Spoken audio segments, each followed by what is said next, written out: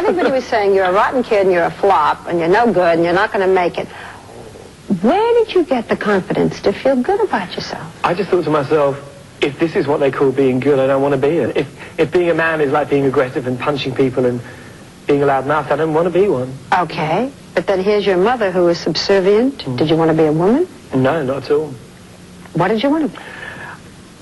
You see, I don't believe in the stereotypes. I don't believe there is any such thing as a real man. You know, to me, a man is somebody with male organs. You know, they don't, I mean, men weren't born to drink beer and women weren't born to lay on their backs, you know. I mean, that is my opinion, and I stick firmly behind that opinion. Did you have girlfriends? Did you feel you had to go through that? I had girlfriends for years, I mean, all different kinds, you know. I mean, a lot of girlfriends, because at school, again, you know, because I was so different, I always pulled a lot of girls, you know. Did you have boyfriends too, or did the guys shun you? No, I never had boyfriends. Not as a kid. Yeah. At 14, when you live in Woolwich, you do not have boyfriends. I mean, the thought does not come into your head, you know.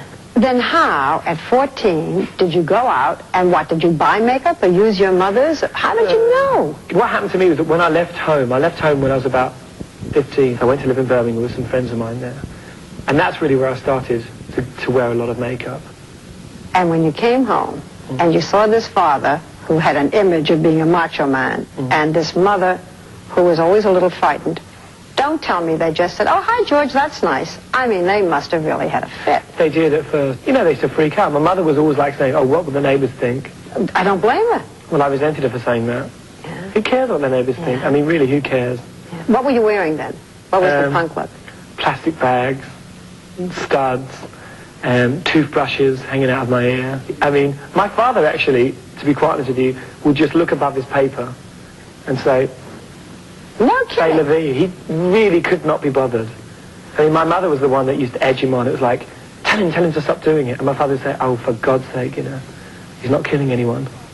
Okay, so here you are, this punk kid, with a lot of other punk-looking kids. At that time, you started to go to the gay bars. Was that because it was just freer and easier, or was that... It's because there wasn't anywhere you could go without getting punched in the face. You know, I mean, there was a club called Louise's, which was in the West End, which was the place to go. I remember the first time I went there, somebody blew a kiss at me. And I remember I went with a few friends from where I lived. I was saying, that guy blew a kiss at me. I was so freaked out and absolutely so shocked. And then, like, after a while, you just think, you know, it was like, you realised it didn't matter, you know.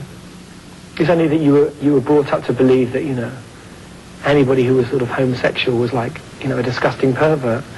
You have been asked in every interview about your sexual preference. Are you bisexual? Yeah, of course I am. Could you go as easily one way as the other? I mean, if a divine man walked in and a divine woman walked in, you wouldn't care which? Yeah, I think Elizabeth Taylor when she was thin and young. You could be as happy with Elizabeth Taylor as you could with Montgomery Clift. Probably, yeah.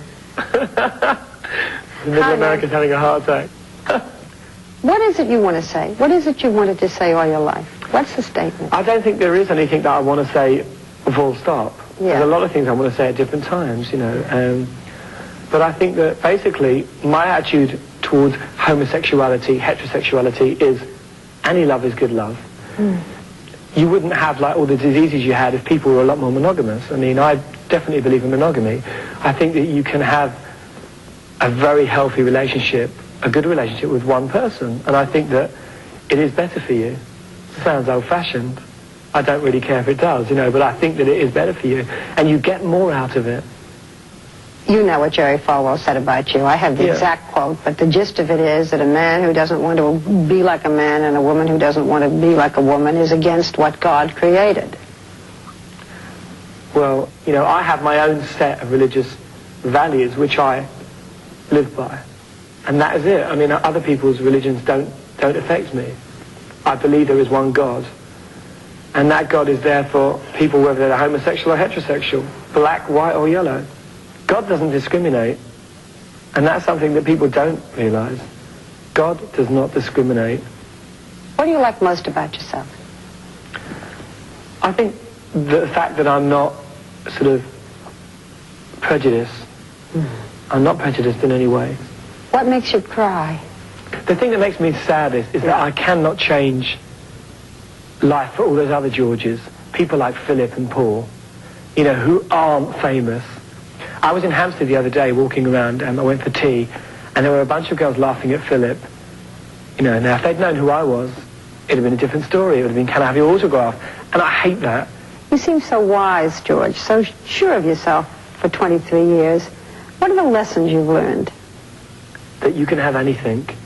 You know, like when I was a kid, I used to dream, oh, what's it going to be like to be famous? I used to feel, like when I first became famous, I thought it was really like, wow, wonderful. And then you suddenly realise, you know, you just have a job. It's no different than not being famous, really.